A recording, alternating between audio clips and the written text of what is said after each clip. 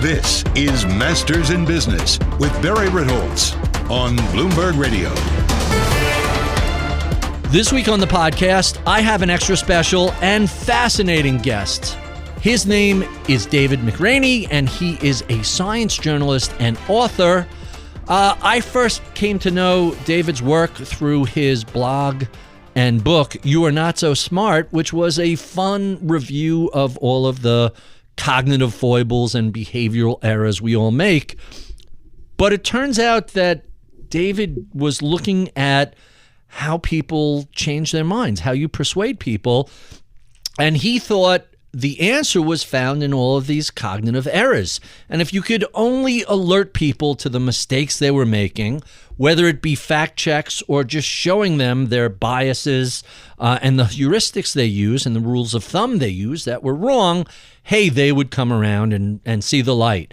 And as it turns out, that approach is all wrong. And his mea culpa is essentially this book, How Minds Change. It turns out that persuading people about their fundamental beliefs involves a very, very specific set of steps, starting with they have to want to change. They have to be willing to change, which only occurs when people come to the realization that they believe something for perhaps reasons that aren't very good. And it's a process. It's an exploration. It's fascinating, the people he's met with and discussed, whether it's deep canvassing or street epistemology or some of the other methodologies that are used to persuade people that some of their really controversial political beliefs are wrong. He's met with various people from everything from flat earthers to anti-vaxxers to the folks who have left the Westboro Baptist Church, a pretty notorious and controversial institution.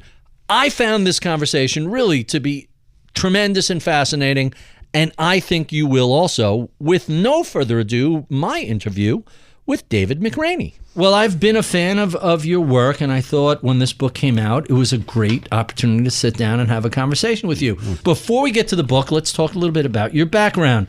You started as a reporter covering everything from Hurricane Katrina, test rockets for NASA, halfway home for homeless people with HIV. Yeah. What led you to becoming focused on behavior and psychology? Well, I thought that's what I was going to do for a living. I went to school, to university to study psychology. I thought I'd be a therapist. Got that degree, but then as I was doing that, there was a sign up on campus that said "opinionated" in big Helvetica font.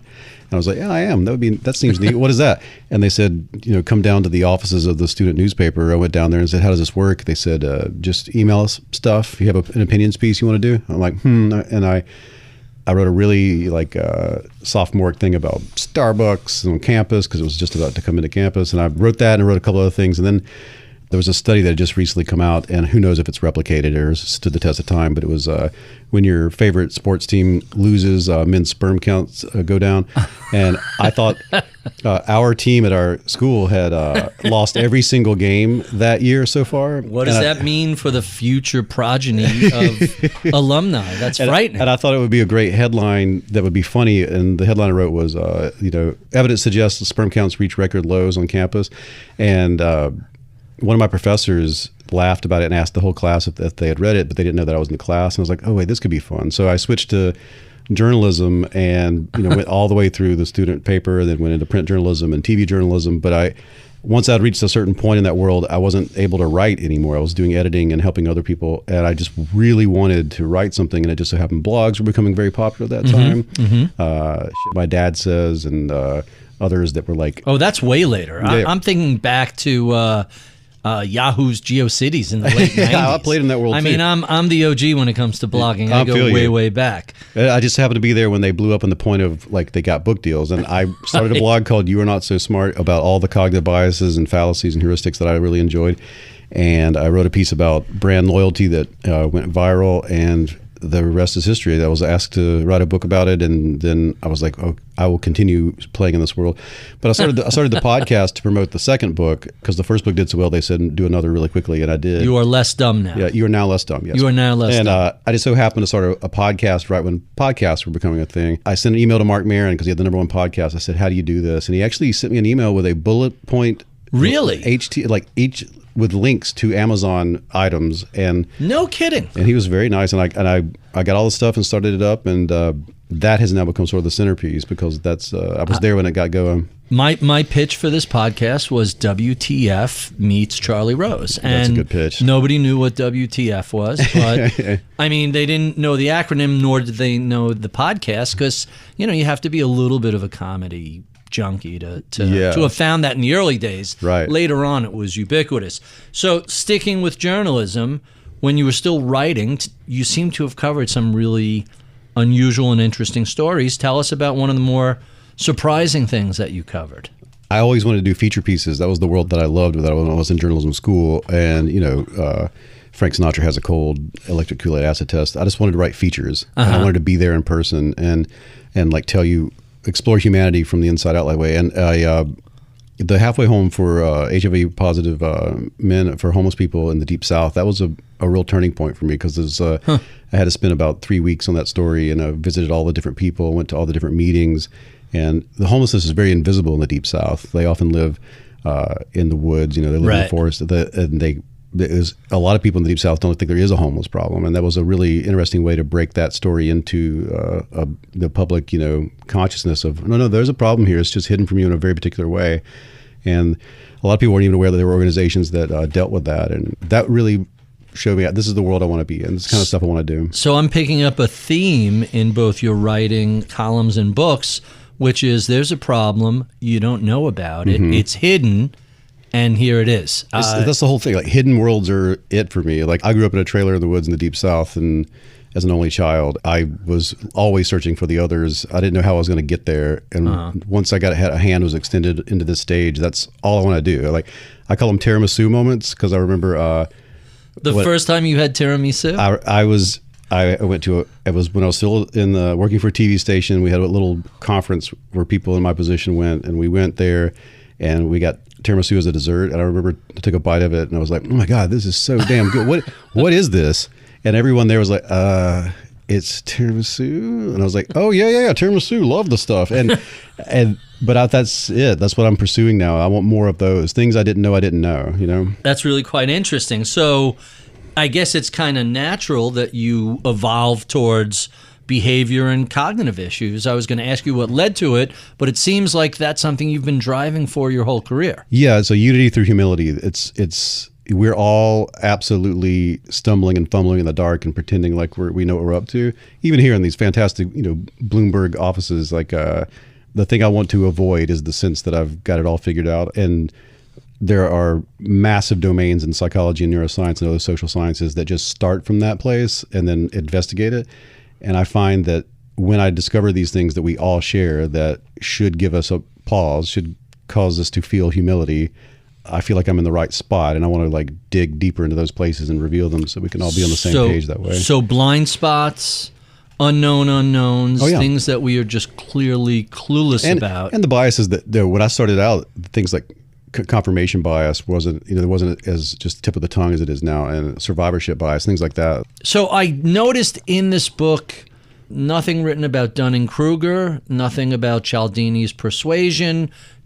Is that a different approach to decision making and psychology? Because I always assumed there would be a little bit of an overlap there. I didn't want to retread anything. There's some foundational stuff that I do talk about in the book that I feel like you can never not talk about. Some which goes back a century. Mm-hmm. And like the Introspection Illusion has to always be talked about. We don't know the antecedents to our thoughts, feelings, behaviors, but we are very good at creating narratives to explain ourselves to ourselves.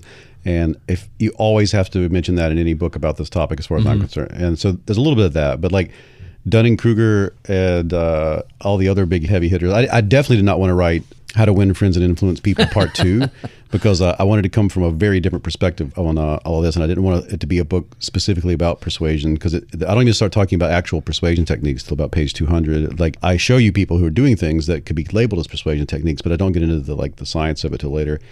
Oddly, you mentioned Dunning-Kruger. I just recently spent some time with old Dunning, Professor David Dunning. He a former guest on the show. I don't think he's that old. I think he's... I say old in the chummy pat you on the back kind of way. I keep asking him to come back on the show, but he's working on a new project, and a new book on Dunning-Kruger. Yeah, because a lot of people. There's been all these people who want to knock it down, and he's. There have been attempts, but none have really landed a blow. So we helped him out, or he helped us out. My good friend Joe Hansen has a YouTube channel and who explores different science stuff. It's called Be Smart, and we were talking about that recently. There was a story about someone who. The pilot, went unconscious and they landed the airplane, but they got help from the tower. And we were talking about that. And I was like, I feel like I could land an airplane based off all my video game experience. And Joe said he thought he could too. And I said, this has got to be Dunning-Kruger, right?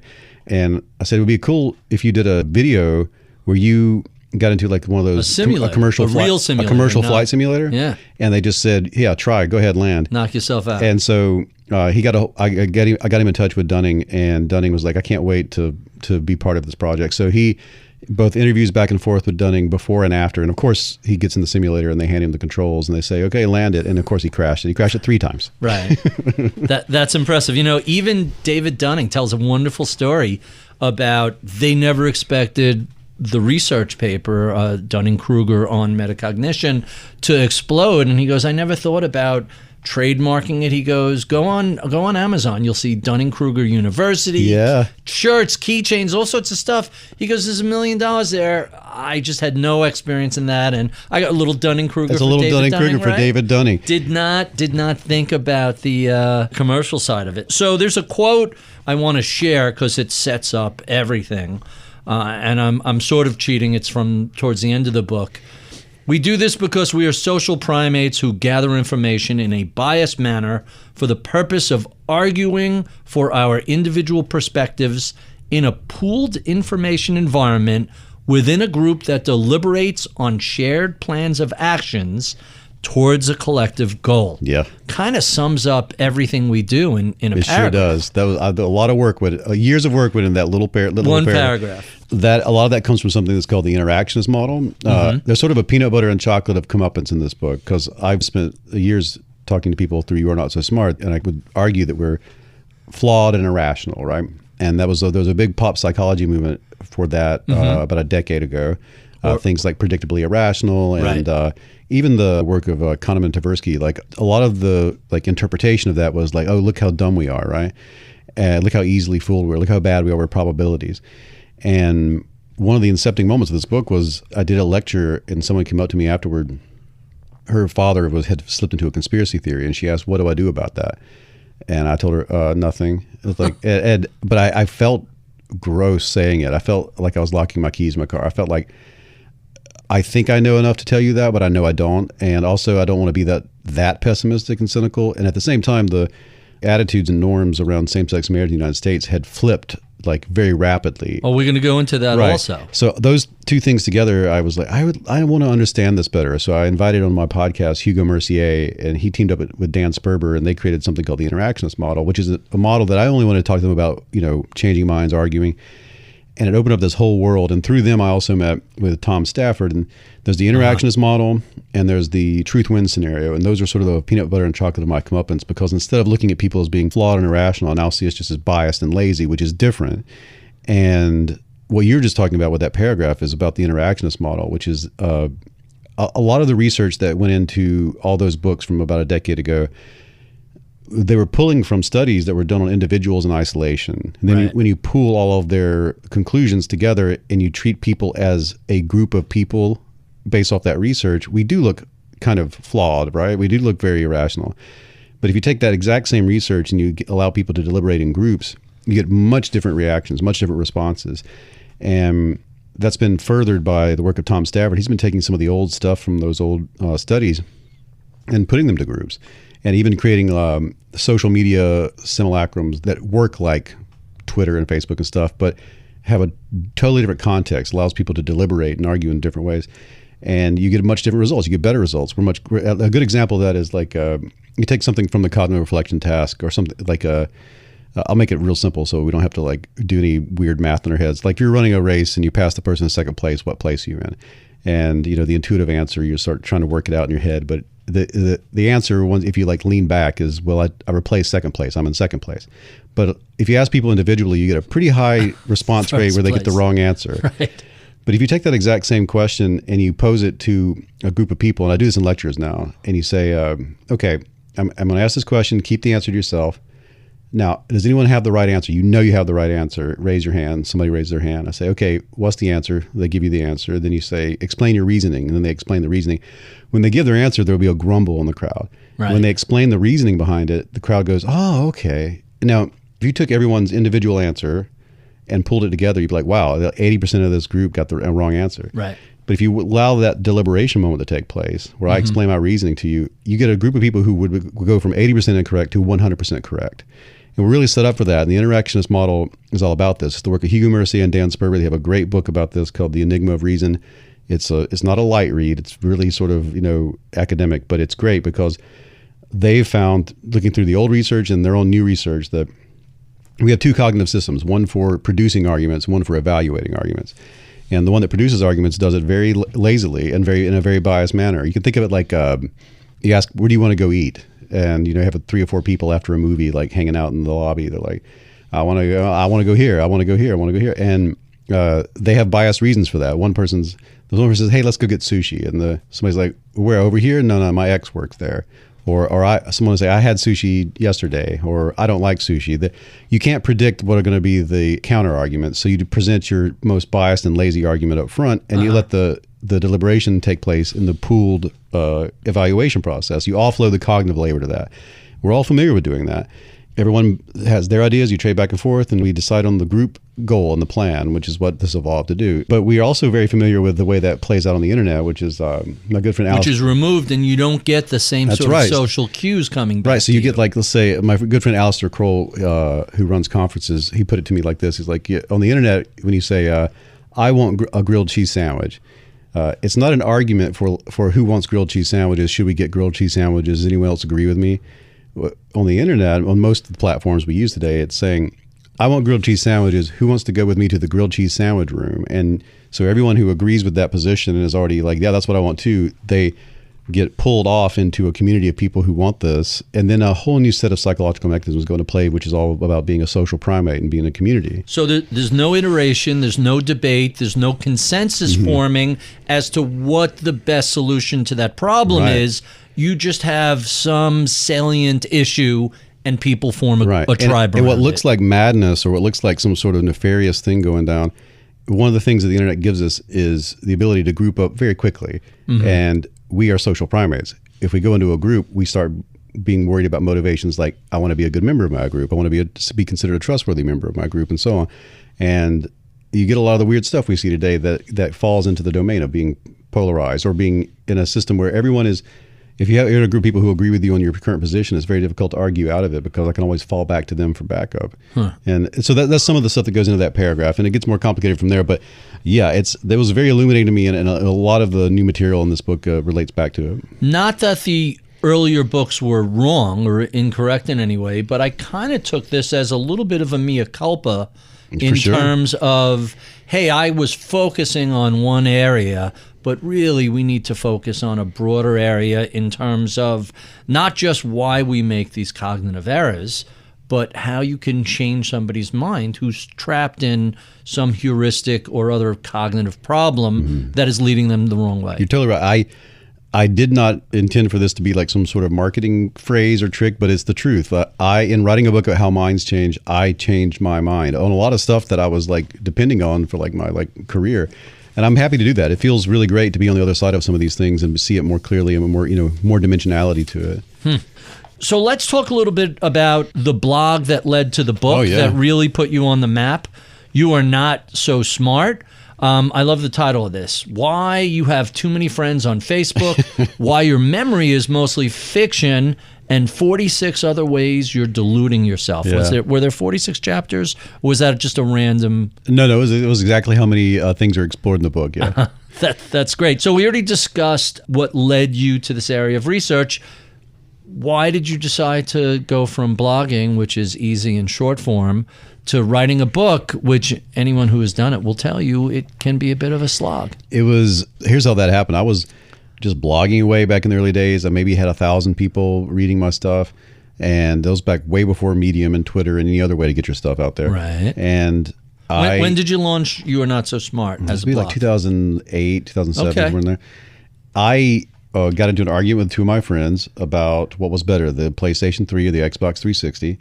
We got so mad at each other that it was like I might not be able to like hang out with him. Really? And this isn't a political Trump versus Biden debate. This is but it's just as tribal. But it is. Because, it's partisan. It's the same psychology. Right. And I couldn't get over like why would I get mad about this? Like it's just a box of wires. And I like that. And since I had a background in psychology, I went and I had access to the university library. I just was like, well, there's got to be some material about this. Right.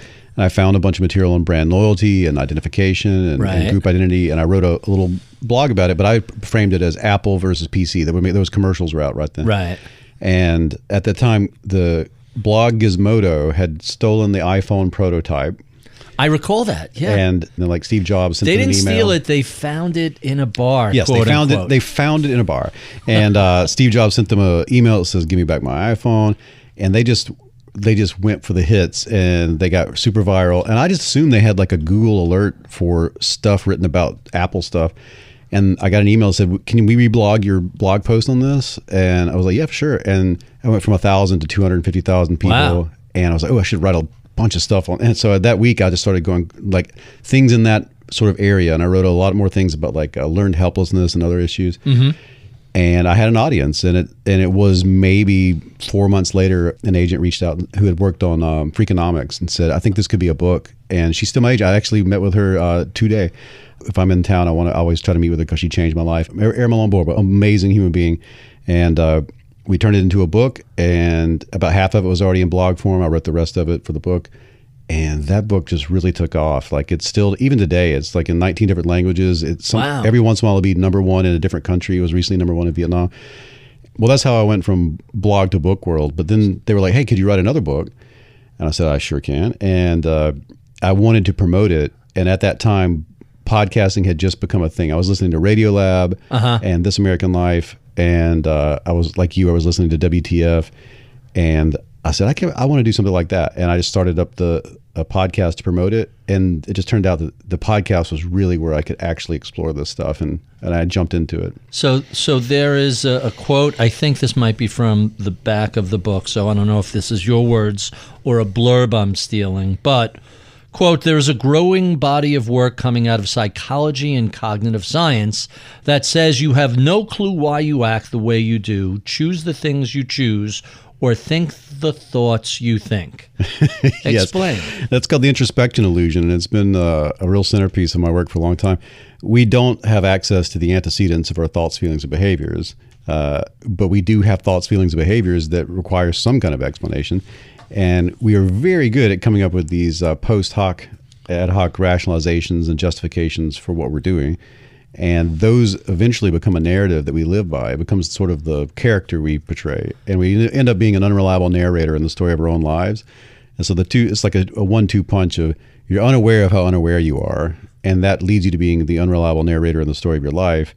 And that's fine. Like this is something that is adaptive in most situations, but when we get into some complex stuff like, politics, running a business, designing an airplane, you should know about some of these things because they'll get you into some trouble that we never got into, 100,000 years ago. So a lot of this is evolutionary baggage that we carry forward, but you touched on two of my favorite biases. One is the narrative fallacy, that we create these stories to explain what we're doing, as well as hindsight bias, where after something happens, of course we knew that was going to happen. We saw it coming. Tell us about those two biases. Well, narrative fallacy, I love this. My good friend Will Storr, who writes... it's a question I have for you. I love Will. Enemies of Science. I love Will so much. And he has a book not too long ago that he came out with, The Science of Storytelling. And I love that domain. The whole hero's journey, Sure. Joseph Campbell, right? The science side of that is... most storytelling takes place exactly along the same lines as retrospection. So retrospection looking back, prospection looking forward. We tend to look back on our own lives as, we're the hero, we're the protagonist, and whatever we're looking at specifically, it's like, okay, we started out in this space, and then we went on a exploratory journey, and then we eventually came back. Eventually we came back around with that new knowledge and applied it. Changed person. Yeah. We have the synthesis and the antithesis, all those things are how we kind of see ourselves. It's how we make sense of our past. Because we couldn't remember everything, that would be horrible. So we edited it to be useful in that way. And that's why when you're watching a movie or reading a book and it doesn't seem to be working for you, it's because it's not really playing nice with that retrospective system. Mm-hmm. But it's also how our personal narratives seem to be very nice and tidy in that way. And although they never are. If you've ever told a story about something with someone who was also there, and they're like, it didn't happen that way. My wife says that all the time. I don't know what experience he had, but I was there and none of that happened. That's right. And you, if without people to check you, what does that say? It says that a whole lot of what you believe is the story of your life is one of those things that if you had a perfect diary of it or a recording of it or someone who was there who could challenge you, it wasn't exactly the way you think it was. Who is the professor after, was it 9/11 or some big event, had everybody write down their notes as to what they saw, what they felt, what they were experiencing, and then I guess these were freshmen, and then by the time they become seniors, they circle back and ask them, now it's 3 years later, and not only do they misremember it, but when shown their own notes, they disagree with themselves. Yeah, that's been repeated a few times. I'll talk about it in How Minds Change. Robert Burton did this experiment after the Challenger incident. That was the big one, right? Where the one that when that study was when its signal went above the noise. And yeah, that's the most amazing part of it. They have you to write down whatever happened or what you thought happened. They also do it prospection wise. I think they've done it where tell me what you think is going to happen, and you put it into a manila envelope, and then the thing whatever event takes place, and then you ask people what did you predict was going to happen? And they tell you, I predicted exactly what happened. You take it out of the manila envelope and it's not that. And they're like, oh, come on, there's no way. Even though that's my handwriting, I never would have written that. And that's the weirdest thing in the Challenger study, when he showed people that their memory was absolutely not what they thought it was, their first reaction was to say, you're tricking me. This is, you wrote this. Like somebody else wrote this, and that seems so similar to something called anosognosia. Yeah, and anosognosia is the denial of disorder, and you can have like a lesion or a brain injury that'll cause something is wrong in your body, but then on top of that, you have this other thing, which is denial of the thing that's wrong in your body. So I've seen cases where people have an arm that doesn't function properly, and they'll ask like, well, why can't you lift your arm? Why can't you pick up this pencil? And they'll say, oh, what are you doing? I can pick that up.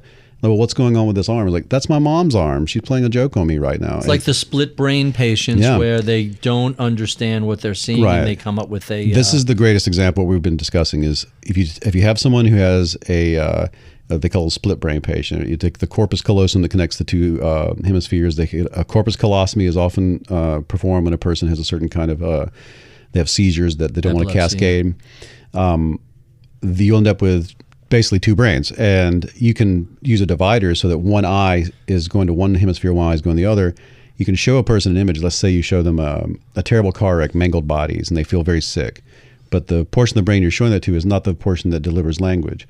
So then you ask the person who is feeling sick, why you feel sick right now? What's going on? They say, oh, I ate something bad at lunch. We will very quickly come up with a narrative or an explanation for what we're experiencing. And we do so believing that narrative, even if that narrative is way far away from what's actually taking place. So let's quickly run through some of our favorite cognitive biases. Oh boy, this is going to be tough. This is going to be tough. I hope I remember these. Let's go. Well, we'll start with an easy one: confirmation bias. Confirmation bias. When people write about confirmation bias, they usually get it pretty wrong. Here's the way I like it confirms what they were expecting. Right? That's a great way to put it. Right? There's the least sexy term in psychology is the makes sense stopping rule. You think they come up with a better phrase, and that just means when I go looking for an explanation of something, when it makes sense, I'll stop looking for more information. Right. Confirmation bias is what happens.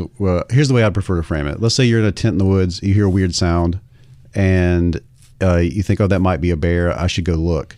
So what you have is a negative affect in your body. You have an anxiety. You go out looking for confirmation that anxiety is just or reasonable, because there's a social aspect to it at all times, because we can't escape our social selves.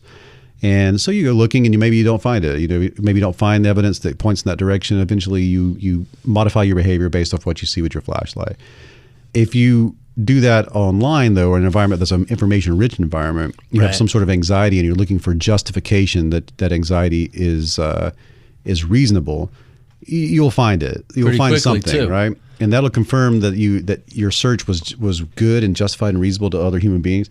So confirmation bias, very simply, is just something happens that doesn't make sense. You want to disambiguate it. It's uncertain. You want to reach some level of certainty. So you look for information that based off your hunch, your hypothesis.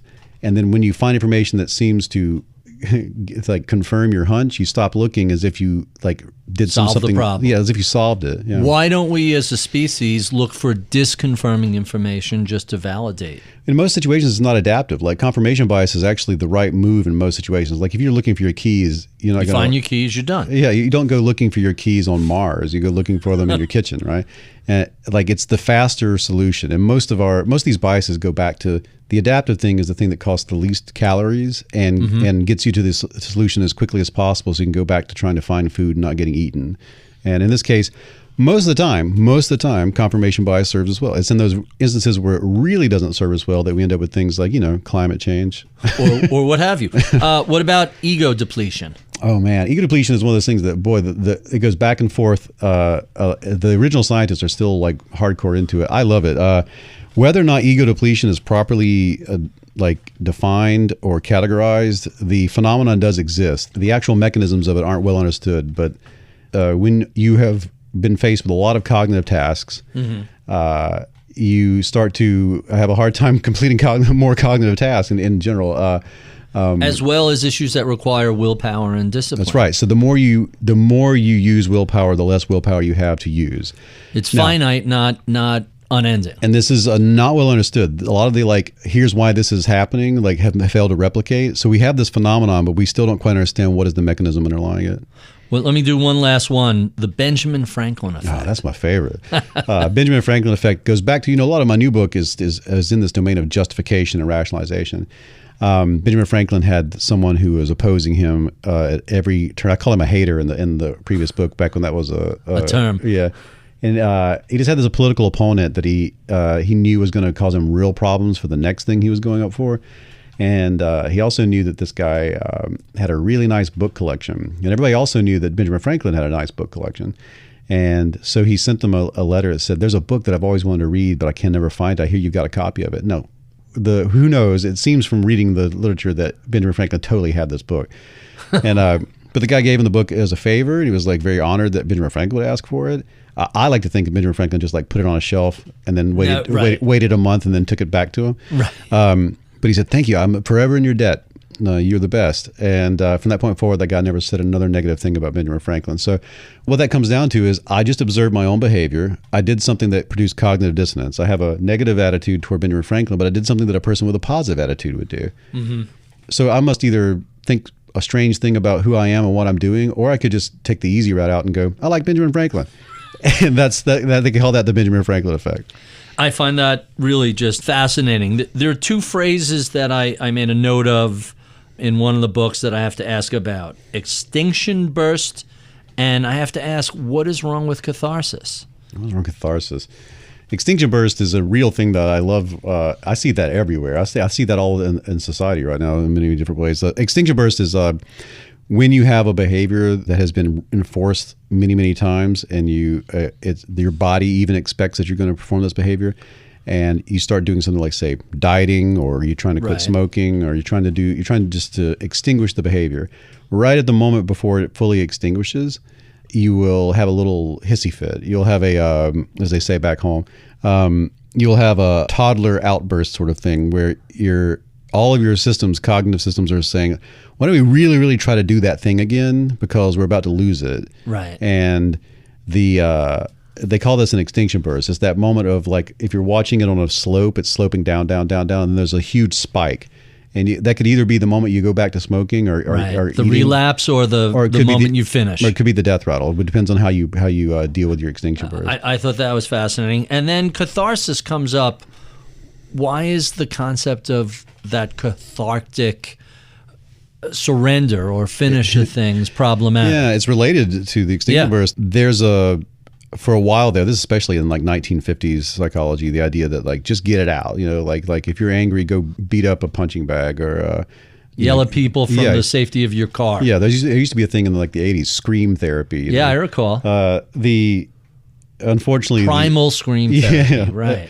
Unfortunately or fortunately, any evidence? The evidence suggests that what this does is reward you for the behavior, and you maintain that level of anger and anxiety and frustration because it's self-rewarding. Yeah, and so it's there are ways to have cathartic experiences, but the ones where you reward yourself for being angry tend to keep you angry. That makes a lot of sense. And last question on You Are Not So Smart.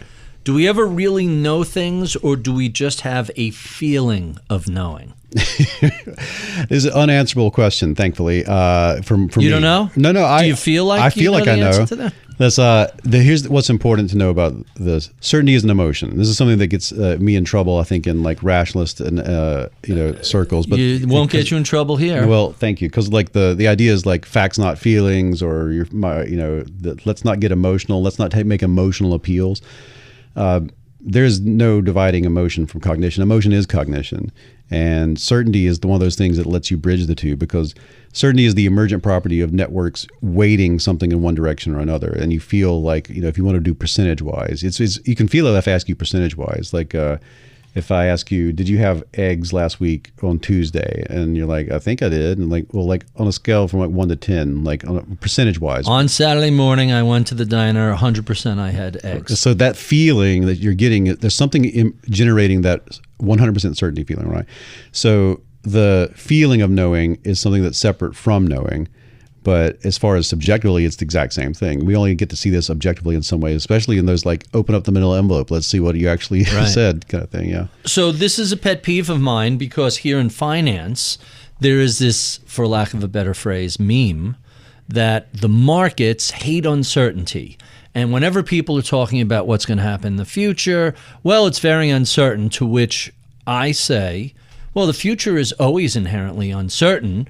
When things are going along fine and the market's going up, we feel okay with our uncertainty. Mm-hmm. So we could lie to ourselves about it very, very easily. Exactly. But when everything is terrible, the markets are down, the Fed's raising rates, inflation, the market hates uncertainty. No, at the uncertainty level, you didn't know the future before. You don't know the future now. Exactly. But you can no longer lie to yourself that you have a sense of what's going on.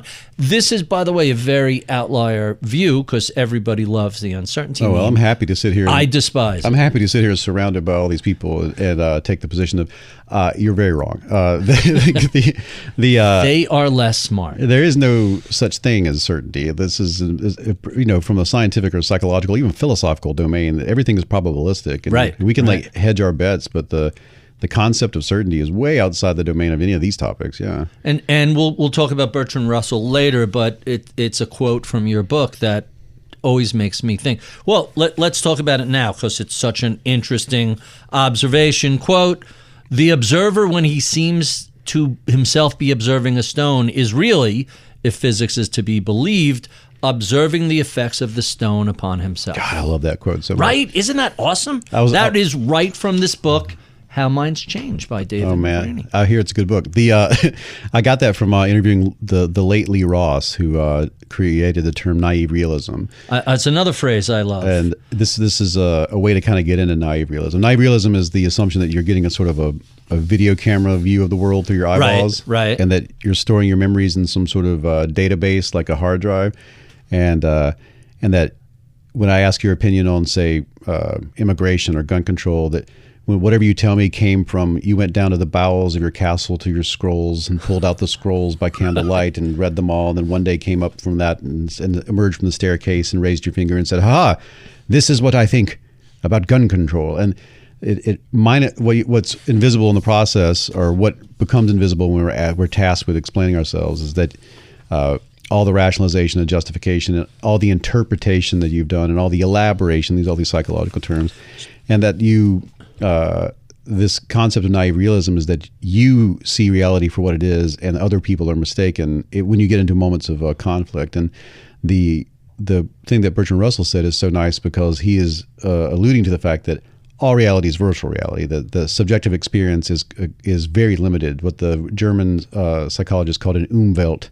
The thing related to naive realism that was so surprising in the book, and we keep alluding to evolution and various things, I did not realize that the optic nerve does not perceive the world in 3D. No. It's only two-dimensional. That's right. And, okay, so we have two eyes, so we're able to create an illusion of depth, of a third dimension.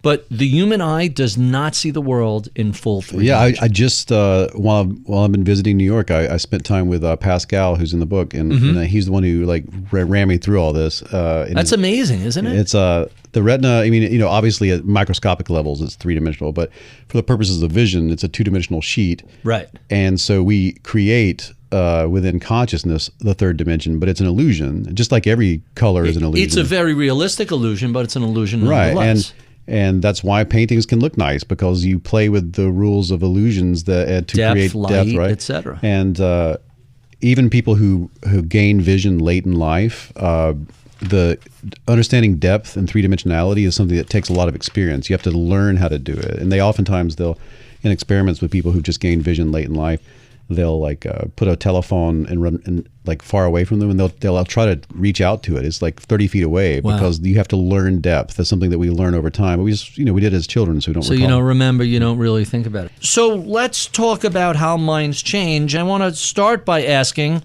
how did a flat earther inspire this book? I actually came in a little later in the process. I was there was a documentary that came on Netflix. You may have seen it, Behind the Curve, and the producers of that were fans of my podcast, and they grabbed a couple of my guests for the show and everything. And I thought it would be, I would love to help promote something. I didn't know this, but someone told me I was in the credits, and I looked in the credits. It was like, David, thanks to David McRaney, and I was like, oh wow. So I emailed them and said, hey, you want to come on my podcast? We'll talk about your documentary. Because if I had gotten a chance to make a Netflix show, it would have been very similar. Because it seems like it's about flat Earth, but it's actually about motivated reasoning and identity and community and things like that. And community is the big one. It's a huge part of it, right? Yeah. Group identity. And that after that episode, a group in Sweden they put on something like South by Southwest called the Gather Festival. They asked, hey, we got this crazy idea. What if you go to Sweden and we'll get Mark Sargent, who is sort of the spokesperson for the Flat Earth community, and we'll put you on stage. And I know you're writing a book about how minds change. You can try out some of those techniques on them. And I was like, oh, that sounds awesome. So I did. I went and I met Mark, and I found he's a very nice, very lovely man. And I did try some. At the point where I met him, I was about halfway through, and I wasn't great at the techniques, but I did an okay job. That's towards the end of the book where you actually describe. He said it was one of the best conversations he ever had. That's right. You don't call him an idiot. You don't challenge his views. You're really asking, how did you come to these sorts of perspectives? That's right. To get him to focus on his own process. That's the whole idea. The techniques I learned about in the book, in writing this book, I met many different organizations: deep canvassers, street epistemology, people who work in motivational interviewing and therapeutic practices, professional negotiation and conflict resolution, people who work in those spaces. And what really astounded me was when I would bring the stuff that I was witnessing to scientists or experts, there was this underlying literature that made sense, but none of these groups had ever heard of this literature for the most part. And they definitely hadn't heard of each other, but they did a lot of A/B testing, thousands of conversations, throwing what didn't work, keeping what did. And they would arrive at, this is how you ought to do this. And they would also very similar. If they had different groups. if it was in steps, the steps would be in the same order. And I started thinking of it like, if you wanted to build an airplane, the first airplane ever built, no matter where it was built or who did it, it's going to look kind of like an airplane. It's going to have wings, right, and it's going to be lighter than... Yeah, because you're dealing with the physics that you have to contend with when it comes to the kind of conversation dynamics that actually persuade people or move people or illuminate them. They have to work with the way brains make sense of the world and all of the evolutionary past that pressures all of that. And so these independent groups discovered all that, independent of each other and of the science that supports them. And Mark Sargent, like when I first met him, I shook his hand and said, look, I'm not going to like make fun of you or anything. He goes, oh, that's fine. Make fun of me all you want. And he took out his phone and showed me the commercial he had done for LifeLock, where he's like, if I can do it, anybody can do it. And he's totally okay with it. But that's not what I did. And when I sat down with him, one of the essence, I know we'll get to it, but it's like, you don't want to face off and I need to win, you need to lose. Right. I'm not even debating you. What I want to do is get shoulder to shoulder with you and say, isn't it interesting that we disagree? I wonder why. You want to partner up with me and try to investigate that mystery together? And in so doing, I open up a space to let him metacognate and run through, how did I arrive at this? Mm-hmm. And that's what I did with him on stage. And we learned all sorts of things. Like he used to be a ringer for a video game company. Right. So that's where his conspiratorial stuff first came from. Oh, so of course he wasn't just a guy showing these contests weren't fair.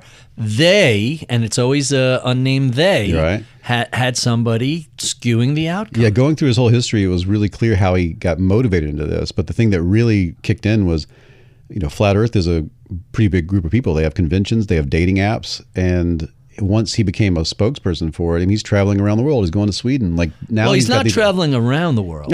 He's traveling across the flat surface. That's of right. the world. He is traversing the geography of Earth. The Cartesian plane of planet Earth. That's right. And so that was a really Is good. the sun flat also? That's always my question. If the Earth is flat, is the sun a sphere? Why would some celestial bodies be spheres? There are schisms within the flat Earth community. There are many different models of flat Earth. Right. The one that Mark Sargent is part of, they see the Earth as sort of, it's almost like a snow globe. Yeah. It's flat, but there's a dome. There's a makes perfect sense to me. And perfectly rational. The sun and the moon are celestial objects that are orbs. And when you ask, my good question was like, okay, well then this seems manufactured. Who made it? Gods or aliens? And he goes, and I remember him leaning in and saying, does it matter? Isn't it the same thing? Well, the Greeks figured out 5,000 years ago that the Earth was round by just looking at the shadow the sun cast at the same time in different cities of different latitudes.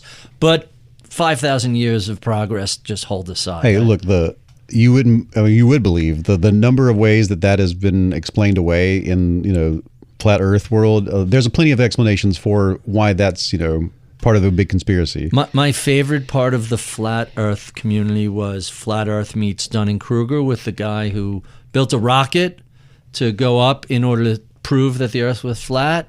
We don't know what he saw because he crashed and died. Do you recall this was like 2 or 3 summers ago? But I can tell I know exactly how the response would be like, see? Someone sabotaged They took him that. out. Yeah. They took him out. So you mentioned several different groups, the street epistemology, and the deep canvassers were really fascinating in the book. So such a right? huge part So of it. A quick background. A well-funded group in California were trying to convince people to support the Marriage Equality Act, which ultimately ends up failing in California by 3 or 4%. And they had done thousands of home visits, knock on the door. Hey, we want to talk to you about this act and why we think you should support it. And the failure of that was a real moment of clarity. And they said, we have to rejigger everything we're doing because this is totally ineffective. And the methodology they came up with, that standing shoulder to shoulder and let's figure out why we think, let's explore why we think so differently. In politics and in single issues, if you can move somebody 0.1%, that's right. It's huge. Their impact is 100 times that. It's 10%. 10 to 12%. It's astonishing.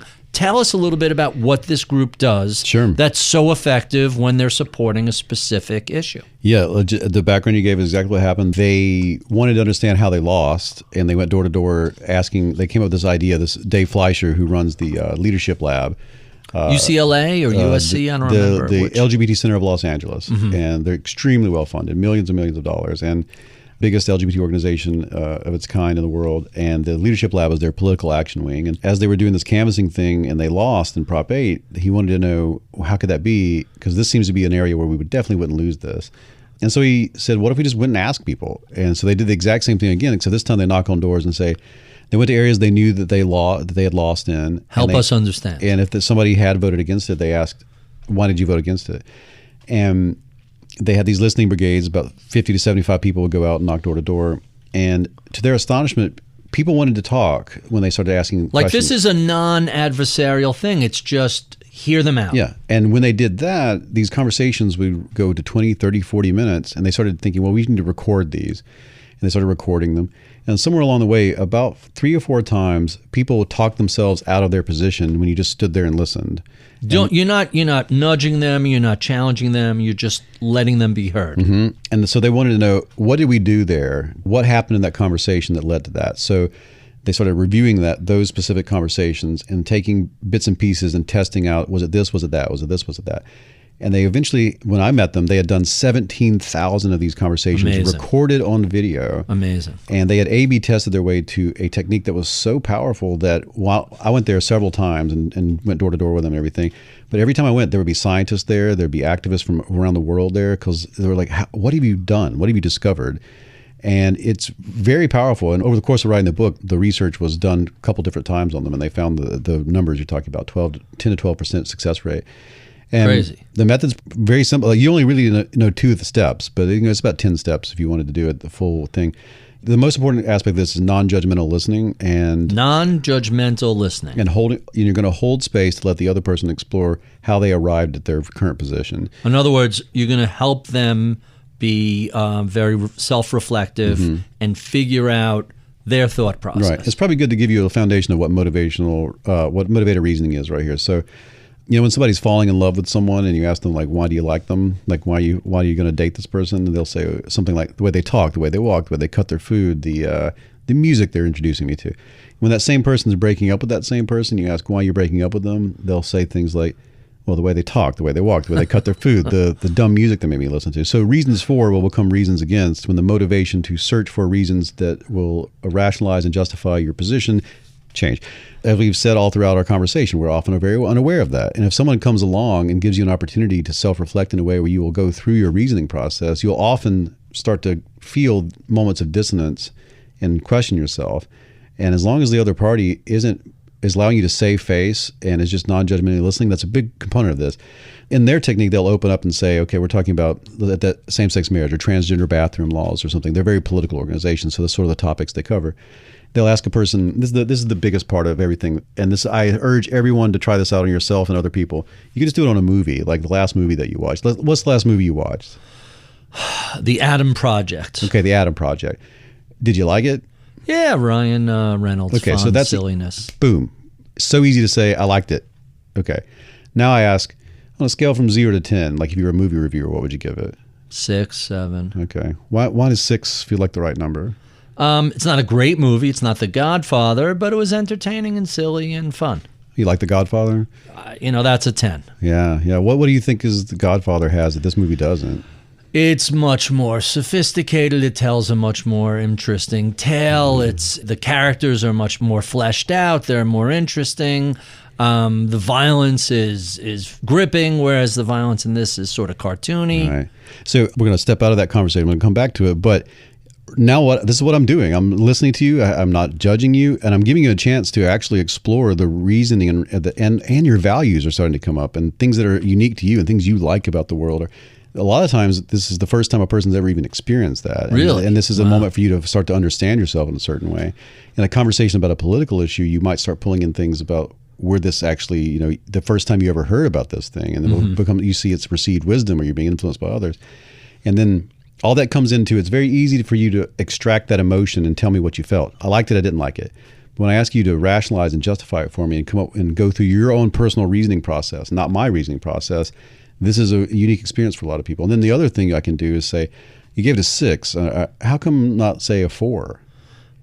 Under 5, I would think is something I didn't especially like. I smiled and laughed throughout it. It kept me entertained for 90 minutes. That's and my nephews. That's all I'm looking for. See, and so we're getting deeper deeper into the things that you look for in entertainment. But if we was talking about a political issue, this is something that comes out of motivational interviewing, and they weren't even aware of this. The deep canvassing people, therapists who had dealt with. People would come in for, say, alcoholism or drug addiction, and they already are at a state of ambivalence. They want to do it, and they don't want to do it. That's why they've come for help. But a psychologist would often engage in something called the writing reflex. They say, okay, well, here's what you're doing wrong. Here's what you need to do. Here's what you're doing wrong. And they have to fight that. And you will feel something called reactance, which is that unhand me, you fools feeling that I'm telling you what to think. I'm shaming you. And when you push away from it, you'll start creating arguments to keep pursuing the thing. And this was such a debacle that they developed something called motivational interviewing, where I would start trying to evoke from you counter arguments. And I can do that very simply with the scale, because when I ask you why not a 4, the only thing you can really produce for me are reasons why you wouldn't go away from the 6, which is also kind of going toward a 7. And in a political discussion, that's how they'll open it up. They'll say, we're talking about transgender bathroom laws. Here's the position that I'm talking about. It's coming up for a vote. I'm wondering where you're at on that, like a scale of 0 to 10. They'll tell them, and then they'll say, well, why that? And then this is a moment, we may stay there for 20 minutes where we go through how you arrived at this number. And then in that, the deep canvassers do something different from the other groups. They ask the person if they've had a personal experience with the issue. And on the LGBT same-sex marriage issue, what seemed to have come up time and again was, hey, is there anybody gay in your family? That's right. Do you want them to find love? Do you want them to find happiness? And suddenly when it becomes personal, the political issue gets inverted. That's right. You start really realizing how much of this is abstraction, how much of this is received wisdom, how much of this is political signaling or group identity signaling. And not every time, but many times, people will have a personal experience related to the issue, and that personal experience related to the issue will create massive amounts of cognitive dissonance on the position I just gave you. There's a phrase which I was going to mention later, but I have to share it. Excruciating disequilibrium. Is that how you ultimately get to a point where either somebody changes their perspective or something breaks? This is how we change our minds on everything. Like, we're always changing our minds at all times. Like everything is provisional until and we're totally not aware of it most of the time. But this comes from the work of a lot of psychologists. But I focus in on Piaget because there's two mechanisms: assimilation and accommodation. Yep. Assimilation is when something's ambiguous or uncertain, you interpret it in a way that says basically everything I thought and felt and believed before now, I still think, feel, and believe it. It's just modified a little bit. You assimilate it into your current model of reality. Accommodation, on the other hand, is when there's so many anomalies build up, or this is so counter-attitudinal or counterfactual what you currently have in your model of reality, or as they would call it, a schema, you must accommodate it. So you can think of it like a child sees a dog for the first time, and they're like, what is that? And you say it's a dog. In their mind, something categorical, something like it's got 4 legs, it walks on 4 legs, it's not wearing any clothes, it's furry, has a tail, it's non-human dog.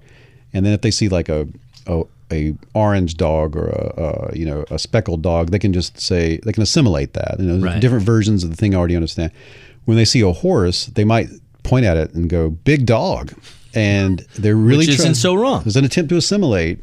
Like, I'm interpreting it, and look, it's got 4 legs. It walks on 4 legs. It's non-human. It's not wearing clothes. Tail, fur, blah, what's blah, going on blah. here? And he said, no, that's not a dog. That's a horse. This requires an accommodation moment because you need to create a category that both horses and dogs can fit within, an overarching category. And we're doing that all the time. Like, there are moments where I think of things like that have happened politically. I don't know how political you want to get, but Sure. Think about the insurrection, right? For a lot of people, I have positive attitudes toward a certain political persuasion, and people within that positive attitude space did something I don't like. So I have these two feelings. I feel negatively and I feel positively about what has happened.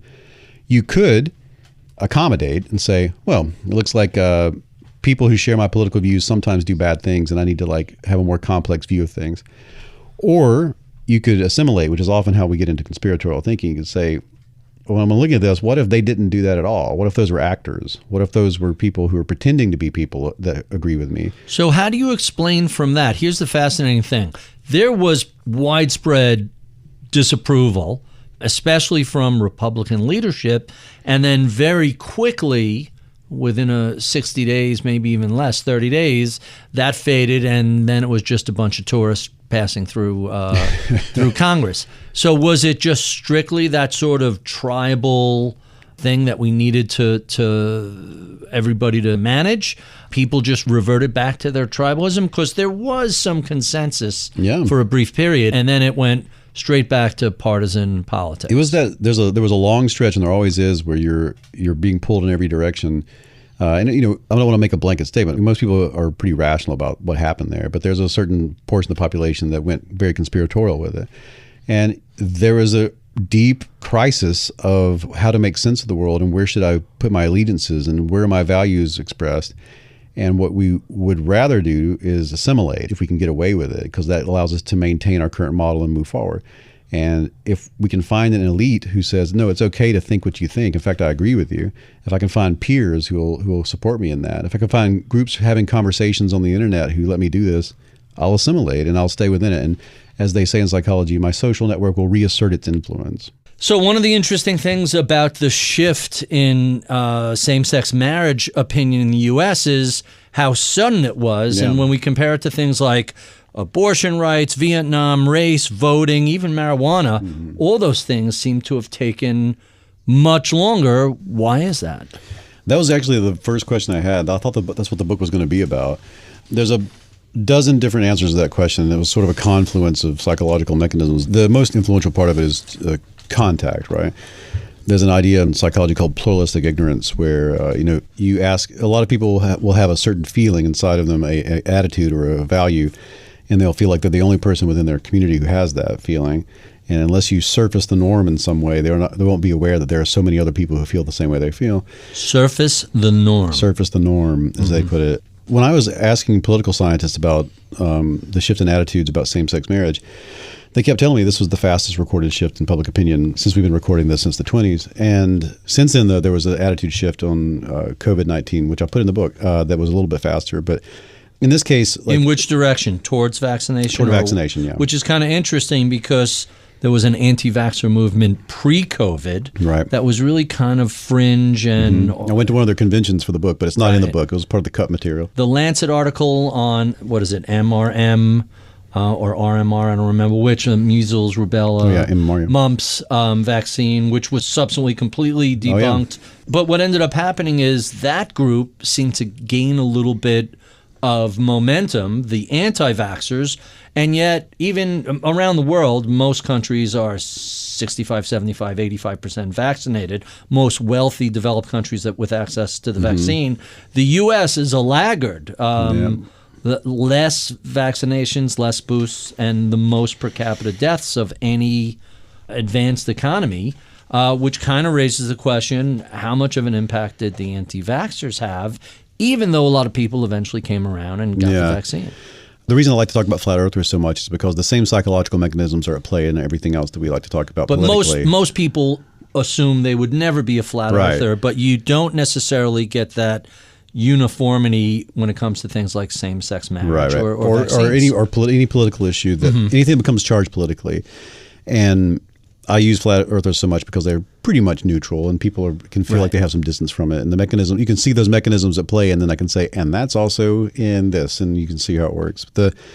With same-sex marriage, it is almost impossible to believe this as a person talking to a microphone right now in this modern moment. It wasn't very long ago. Decade ago. That people argued about this as vehemently as they argue about immigration and gun control and everything else that's a wedge issue today. And there were articles that would come out that were like, this is something we'll never get over. You shouldn't talk about this at Thanksgiving kind of things, right? And then over the course of about 12 years, but very, very rapidly over the course of 3 or 4 years, we went from more than 60% of the country opposed to 60% of the country in favor, and around 2012-ish. And it seemed like, how could this possibly have happened? Where did it come from? And I wanted to understand that too, because I thought, if I could take most of the country and put them in a time machine and send them back a decade, would they argue with themselves? And what happened in between these two moments? And if they were going to change their mind about this, what was preventing them from changing their mind the whole time?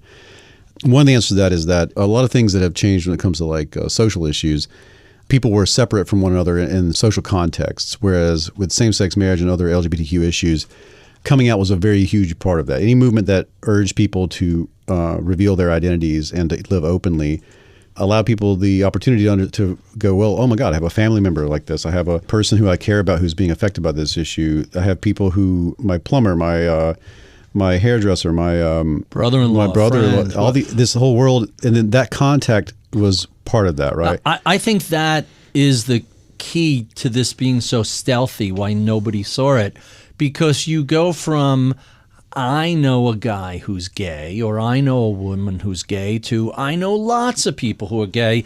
And over that ensuing decade and the decade before, at least from my perspective, it felt like lots of people, both private and public personas, were coming out as gay. Right. And, you had Ellen come out, which was a big deal, and you had Will and Grace on TV. It seemed like it was just, the momentum was building for a long time. It was an exchange. And you talk about in the book where it's the cascade. That's right. Is waiting for the network to be ready for that moment. That's where I'm headed up. Thanks for kicking me over to it. The culture is being influenced by the social change, and then the social change in reflection influences the culture, and this back and forth is what creates a staggered acceleration of the social change, right?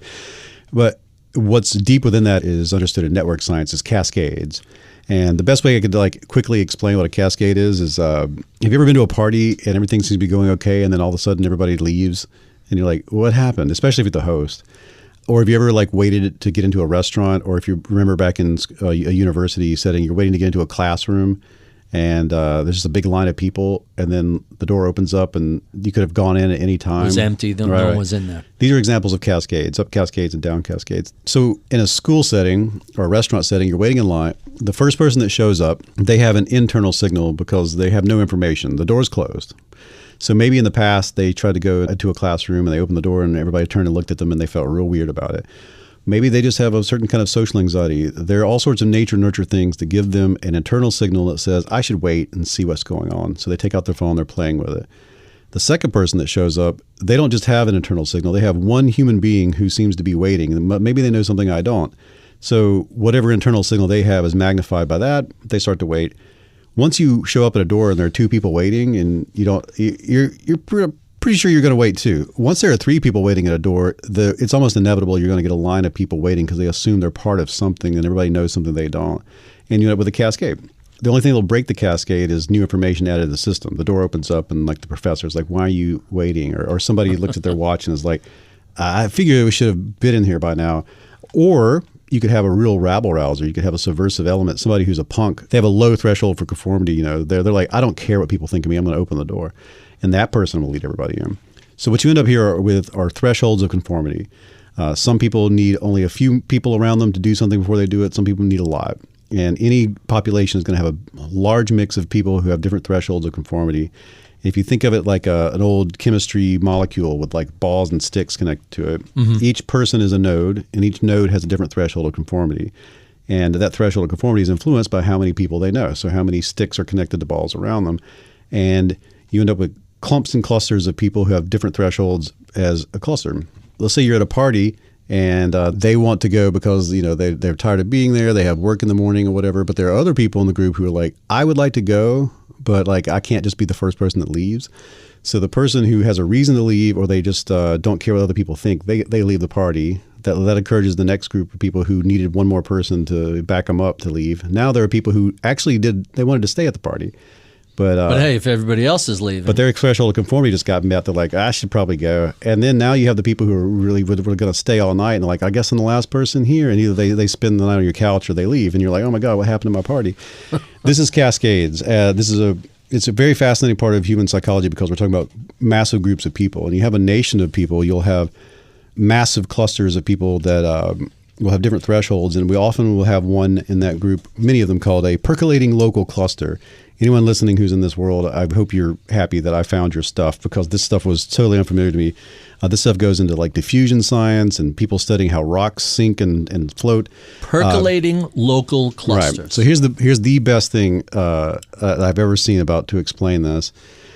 You're driving down. This is Duncan Watts. The fire. Yes, Duncan Watts, the great sociologist. Everything is obvious. He gave this example to me, and I thank him forever for it.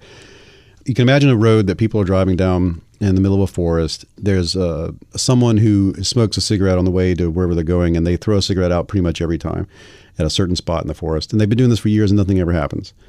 And then one day they toss that cigarette out, and it causes a 7-county fire. Now, if you look at this from sort of a great man theory of history, or you're looking for people who are innovators, if you look at that whole old tipping point models and things like that, you're looking for the mavens and the connectors and everything. Well, it turns out the science doesn't really support that very well. It has nothing to do with any individual being more connected or more powerful or more savvy than anybody else. What it has to do with is the susceptibility of the system to anybody throwing out a cigarette. Meaning how dry or drought-stricken is that Something region? happened in that system. What's going on with dry leaves, with just the vulnerability of that That's forest? Right. The vulnerability. That's exactly how the phrasing they use. The vulnerability of that particular aspect of the network at that particular moment was quite vulnerable to any nudge, any impact, any strike. And the thing that really struck me about his example was it could have been a cigarette he tossed out. It could have been a lightning bolt. It could have been a nuclear bomb. It didn't matter how powerful it was. It didn't matter how connected the person was. You don't think of it in the connection, in the science of that connectivity and everything. It just mattered that the cluster was vulnerable at that point. And any complex system is going to be like the surface of the ocean. It's constantly moving around. So if you think of that molecule model of human connectivity, it's constantly morphing and changing as their relationships change and they move from one group to another. So the point that's vulnerable is always moving. So how do you affect great change like same-sex marriage or any other social issue that we've seen in the past? You have to strike at the system relentlessly.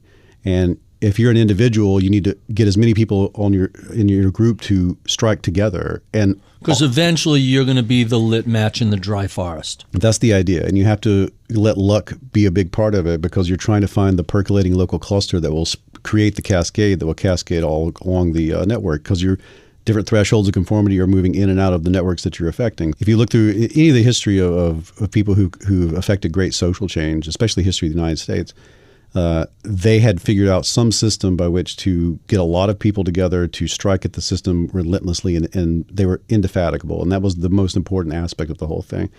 And there are all sorts of other ways to nudge and move around, but that seems to be the essence of it. And that example from COVID-19, that's what the fastest social change now ever recorded. They used this. What they did is it was people who were very hesitant to get vaccinated because it was in the UK.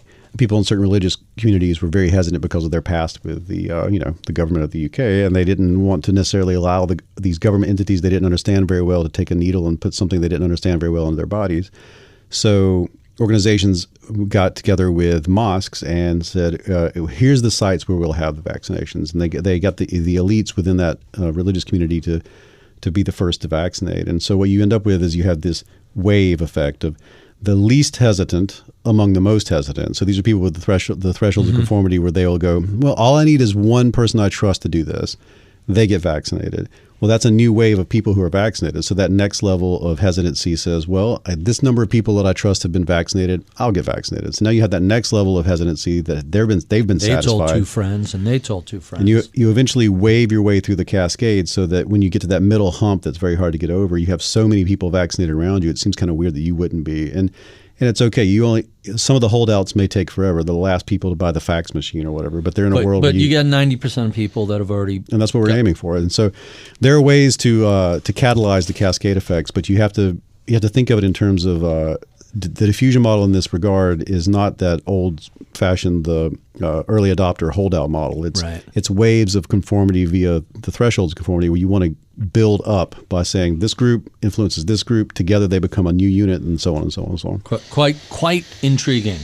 So let's talk a little bit about this evolutionary baggage that we have. It seems that so much of our decision-making is affected by mechanisms and processes which worked great on the savannah, but in a modern world don't really seem to help us and sometimes hurt us. Yeah. That's been a big part of all of my work. All of these things are adaptive. That's the phrase you want to use. Like all things being equal, this is probably the best thing to do. But we get into certain situations where that are very unique to modern life, and it turns out that it can get us in trouble. So that's the baggage you're talking about is one of those things where most of the time it serves us well, but in very specific situations it goes the other way. Really intriguing. There is some specific evolutionary or adaptive issues that come up. Why do humans argue? And why is that really a social dynamic that we all do and we all evolve to do? This is one of my favorite things that changed the way I see the world in researching the book. A lot of this also goes back to the Interactionist Model that Mercy Ann Sperber helped put together. Why would we argue? Well, the human beings have this nice, complex and dense communication system that eventually became language.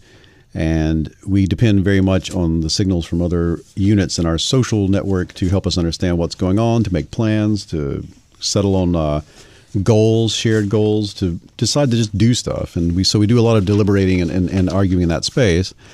The problem is, imagine it like there are three proto-humans are on a hill, and they're all looking in different directions. And none of us can see what the other two can see. So you would benefit from some sort of worldview that is the combination of all three perspectives. So if I do trust these people, I know them pretty well, and we're talking about going to a certain place in the forest together or something, one person's for it, one person's against it, I'll know that the person who's for it is young. This is their first time out. They don't know much about the world. They're eager to show what they can do. That's why they're like that. The other person who's hesitant, they were in a bear attack 2 years ago, and I don't know if they really are. They're a little overscared. This is all. So I have a pretty good idea of how to modulate my trust about when it comes into the deliberation process. The more people involved in that process, the more complex it gets. The more I have to worry about. People could be misleading me.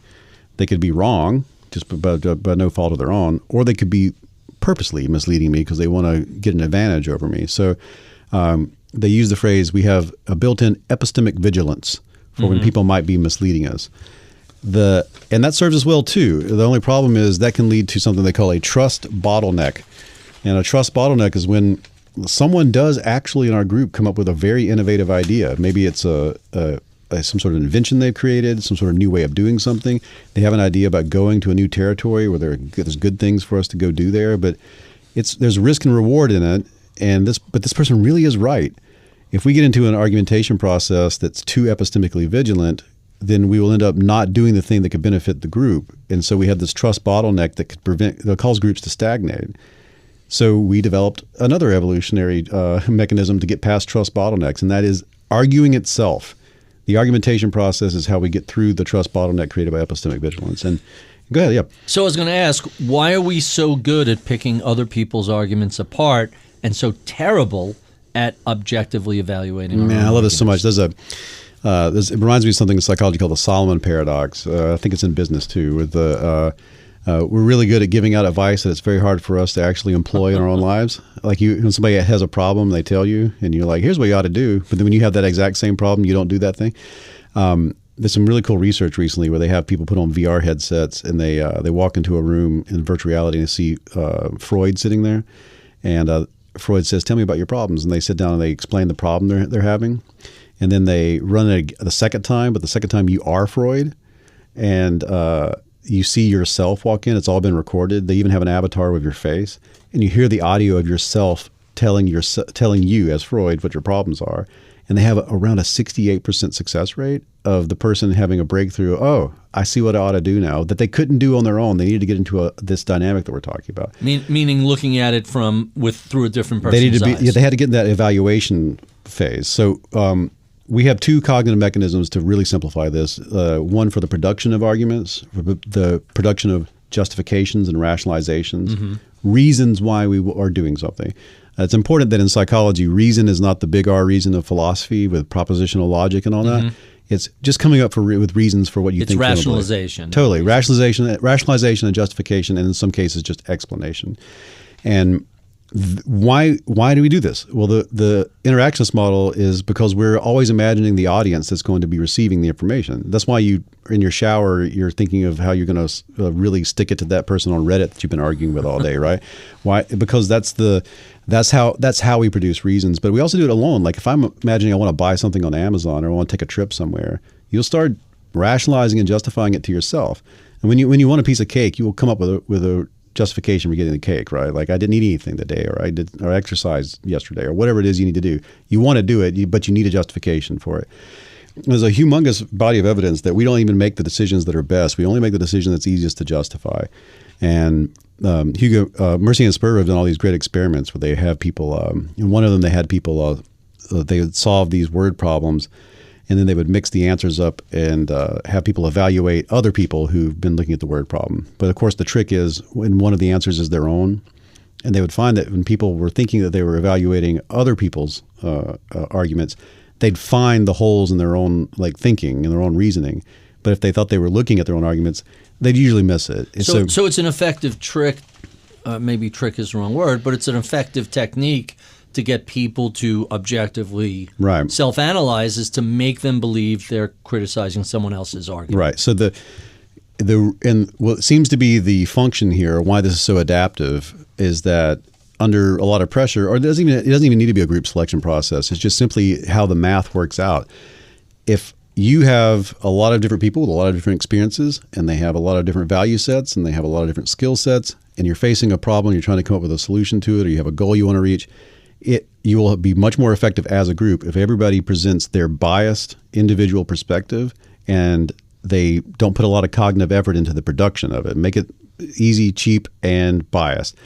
Then you offload the cognitive labor to that evaluation process, that 12 Angry Men experience, where everyone looks at each other's arguments and goes, okay, this, that, this, that, this, that. And over time, that's developed these two mechanisms. We have this, that's why as individuals, and that's one of the biggest problems of the internet, is that we do a lot of our deliberating these days in contexts that incentivize the production of arguments, but don't really give us much opportunity to go through that evaluation together. There's a phrase you had in the book that caught my eye. Debate leads those who are wrong to change their minds. And as a group, you want to get to the best decision, the best outcome.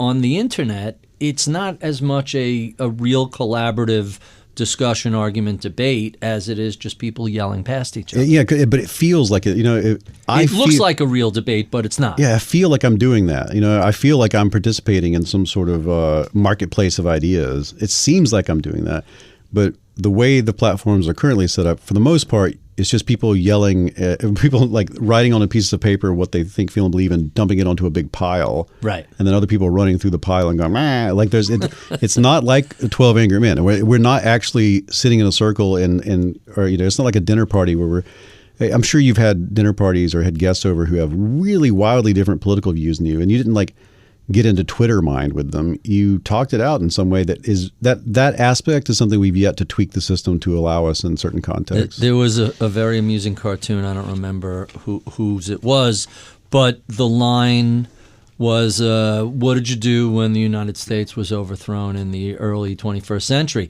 Oh, I tweeted my disapproval frequently. And it just, what is 140 or now 280 characters? Yeah. It's just, it scrolls by instantly. It's not really that sort of engaged discussion. Yeah, I don't mean to be like, I don't mean to poo-poo on social media. It's great for what it is. It's just that it is, but it also is what it is. Like it's a great tool for giving voice to people who haven't been part of the conversation in a long time. It's a great way to gauge what are people thinking and feeling. But if we want to do the deliberation thing, the argumentation thing that moves things around, it's not so great at that yet. And the question is, will it ever be? So you mentioned 12 Angry Men. There's a great line in your book. All culture is 12 angry men at scale. Yeah. Go into some detail about it. It plays right off what we were just discussing. Like the everything we've ever achieved as a species of note came out of a lot of people disagreeing and then sorting it out. And there are we've been great at creating some institutions that do this on purpose. Like science, when it's done well, is a group of people debating and arguing with the other and trying to tear each other's ideas apart. But there's good faith in science and medicine and elsewhere that you may not get on Reddit or Twitter. It's so crucial to creating the rules of the game, and we all play by it. And if I meet you on the street or I meet you on the internet, we may not be in a good faith environment. We're going to play by those rules. But that's why it was so nice to create these systems of argumentation, like law and medicine and academia. And most of the people that I'm very against the great man theory of things where you imagine single inventors coming up with amazing insights. Like no one ever does anything in isolation like that. And a lot of even the people we've lauded throughout history, they had either someone that they bounced ideas with or across and against, or they collaborated with, or they were absolutely assaulted over and over again by people who disagreed with them, and they had to refine their arguments in the presence of all of that. And that's why I talk about culture being 12 angry men at scale. Like once any society figures out a way to institutionalize those things, that's when you get those massive leaps in both in the social domain, the political domain, and the scientific and technological domains. So given all of these things we've been talking about, from tribalism to identity, how do we get people to actually change their mind? What are the three key things people need to have happen to them in order to get a major shift in their position? Well, it would be difficult, I think, to pick just three things, but I can think of a couple of things that would fit in here. I think one thing I want people to understand is all persuasion is self-persuasion. Mostly when it comes to changing people's minds, what you're trying to do is alert them to the fact that they could change their mind. So a little bit of Socratic process is you're guiding them to something, and if they're not willing, then they're never going to change their mind. And it's we talk a lot about how facts don't seem to work so well. That's only because usually when you start arguing with somebody over an issue, you want to present them. You'll say like, "Hey, read this book. Hey, watch this YouTube video. Hey, go to this website. And you're like, that should do it. But has that ever happened to you? Like, never has anyone sent me a YouTube video and I've been like, oh, okay, I never knew it though. I think I've totally changed my mind about the issue. Changed my mind, said nobody ever. And that's the idea of that is there's a chain of processing involved in reasoning where you are probably unaware that you went through all this and it landed on a particular conclusion because it made sense to you. It matched your values and your attitudes and your beliefs on the matter. And you have to afford the other person the opportunity to go through that same process. You can't meet them at the level of the conclusion because what ends up happening is you just start tossing these facts that support your position at each other instead of having a conversation in which we're looking at the issue together, right? So that's one thing is like you can't copy and paste your reasoning into another person. And when you're trying to argue just based off facts and links and stuff, that's really what you're suggesting they ought to do. So all persuasion is self-persuasion. I have to open up a space for you to explore your own reasoning. And I have to open up a space for you to entertain different perspectives and to think about where your stuff comes from. It was what we did earlier in the conversation. Secondly, you have to recognize that we're social creatures. So people are influenced by the signaling and the expectations of the people around them. If you say anything to that person that could be interpreted as you ought to be ashamed for what you think, feel, and believe, conversation's over at that point. Mm-hmm. No one was willing to be ostracized. The great sociologist Brooke Harrington told me that if there was an equals MC square of social science, it would be social death. The fear of social death is greater than the fear of physical death. Literally a quote I have written down because I thought it was so poignant. And she ran me through 100 examples where this is true, from war to excommunication to go down the list. It is social. Social death is actual death in most of history. And I don't care who you are or what kind of profession you're in. You're worried what other people around you in that profession think about you, and you're modulating your behavior to go with it, and you're modulating your beliefs, attitudes, and values. And when it comes down to it, if the situation requires it, you'll put your reputation on the lifeboat, and you'll let your body sink to the bottom of the ocean if that's the situation you're put in. Hence dueling and all those honor things are just amazing. We do. I talk all about the book. Dueling lasted a long time. It was really peculiar, but it was just this system out of control. And if I'm trying to discuss an issue with you and I put you in that state of mind, there's no way. What you're going to do is react. You're going to push back against me.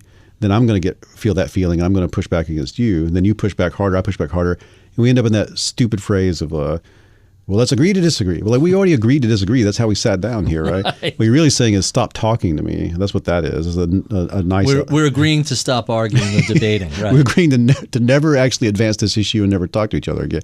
So never open up the conversation with anything that could be interpreted as you ought to be ashamed, even if they should be ashamed of what they're feeling and thinking. If you were hoping to persuade them, you have to not do that. And then so be aware that they're a social primate, you're a social primate. Never try to copy and paste your reasoning of the other person. And the most important part is that you have to get out of debate frame. Don't create a dynamic where I want to win and I want you to lose. I want to show that I'm right and you're wrong. This is the most crucial thing. If you take nothing else away from it, take this. Think of it more like, I find you a reasonable, rational, interesting human being, and it's odd that I disagree with you on this. I wonder why I disagree with you. Our disagreement is a mystery. What if we teamed up to solve a mystery together of why we disagree? And now we're taking all these things that are adaptive and using them in a way that could actually get us further along and settle. And what might actually happen is we both realize we're both wrong. Well, we get to Venn diagram ourselves. So you go from face off to shoulder. And there are many different ways to go about it, but once you get in that dynamic, you're much more likely to persuade each other of something and move the attitudes around. Quite fascinating. So let's jump to our speed round. Oh, God. I'm going to ask all these questions, 30 seconds or less. I'm going to do my best. These are what we ask all of our guests, starting with, what are you streaming or listening to? Tell us what Netflix, Amazon Prime podcasts kept you entertained the past couple of years. Cool. Very quickly, my favorite podcast has always been, or still is, Decoder Ring. I recommend it to everybody. I love it. Willa Paskin's amazing. Best show I streamed recently is definitely Severance. Everybody should have seen Severance by now. Also, The Rehearsal. You can see the kind of stuff that I like. Someone just recommended The Rehearsal and said it reminded them of Severance and how out there it was. Watch that. And then, I'm one of those people that believes video games are the highest form of art. You definitely play Death Stranding. And I replayed BioShock recently because I interviewed Douglas Rushkoff and we were talking about BioShock, and it still holds up. Who are some of your mentors who helped you develop your view of psychology and cognitive issues and persuasion? Gene Edwards, the first psychology professor that took me aside and said, let's be friends and really talk about it. I owe a lot to her. You want people who I've met in real life? Whoever. James Burke is the most influential person in my life. I loved his show years ago. I think it was BBC, How the Universe Changed. How the Universe Changed and Connections. And Connections, another great Only one. for people listening to this, I worked with Joe Hansen and James Burke all throughout COVID to develop a new Connection series. Really? And I can't say anything else about it, but it will be coming out in the next year. Very exciting. I love his stuff. What are some of your favorite books, and what are you reading right now? Let me say, as far as authors, I love John Jeremiah Sullivan, Charlie LaDuff, Michael Perry, Larry Brown. All these are either people who are in Southern Gothic literature or the Southern Gothic literature version of journalism. I can't get enough of that stuff. Our last two questions. What sort of advice would you give to a recent college grad who is interested in a career of either journalism or psychology or anything related to your field? I'll give you two solid pieces of advice that aren't just high-minded, like that sounds nice and they could put it on a postcard thing. This is what you ought to do. Number one, email the people that you admire or the people you'd like to interview. I have about a 70% success rate of when I was starting out. Of people, they will at least email you back and say, I can't talk. But you'd be surprised how many people are willing to talk to you. Just do that. And then on the back end, make content out of that and give it away for free until you build up an audience. We now live in an environment, we've been living in it for about 20 years now, where the people who are going to offer their hand to get you on stage, they care about whether or not you have an audience yet. You can build that audience without anybody's permission right now. And you can do that by making content on TikTok, YouTube, putting it out on Medium, wherever you put your stuff. So do those two things back to back. Email the people you want, and then make content out of those emails and give it away for free until you have an audience. Develop your voice. Love that idea. Final question. What do you know about the world of psychology, changing minds, and persuasion today that you wish you knew 20 or so years ago when you were first getting started? Wow. No one's unreachable. No one's unpersuadable. There's no such thing. And I think of it more like if you try to reach the moon with a ladder, you'll fail. And if you assume from that the moon is unreachable, then you really learn nothing, right? And that's what I actually had thought for a long time. And it turns out the frustration I was feeling toward other people should have been directed at myself for not trying to understand, well, why is this not working the way I thought it should work? The assumption that they're stupid or they're misled or they're nefarious in some way, that was a real misconception on my part. The misconception that people are just absolutely unreachable and unpersuadable. I have, through the work of this book, changed my mind. Thank you, David, for being so generous with your time. We have been speaking with David McRaney, the award-winning science journalist and author of the book How Minds Change, The Surprising Science of Belief, Opinion, and Persuasion.